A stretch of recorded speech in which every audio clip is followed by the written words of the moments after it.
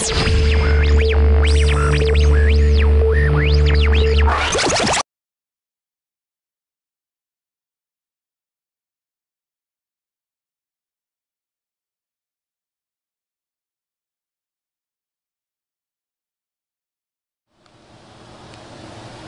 here we are at Griswold showing the three types of stuffing boxes we use.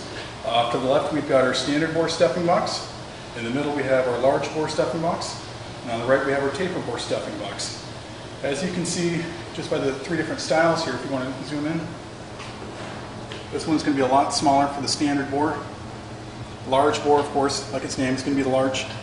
Taper bore is going to be the same size, but it's going to have these bumps inside of it. And if we back out, all three are set up to use both component and cartridge seal, but only the standard bore is set up to use a packing plant, or packing pump. Okay, here we are looking at our standard bore stuffing box. This is the only one that can accept packing.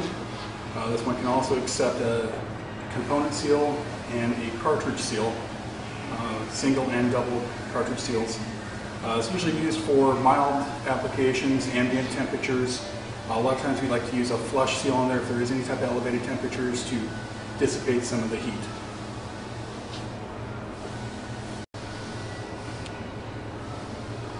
Okay, now you can see here we've got our large bore stuffing box. Of course, the large bore shows in here as compared to a standard bore, which is a lot smaller area.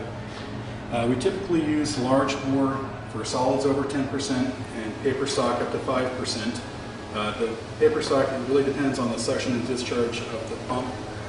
That way we get the correct solids that can go through it.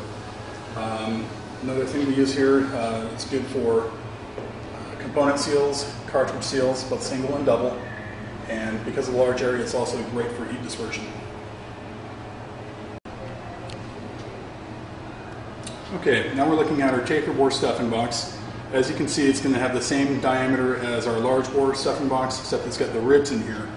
What the ribs do, they're used for solids removal. For anything less than 10%, it directs solids away from the seal face. It also removes any trapped air and vapors, and it's also great for the heat dispersion because of the size.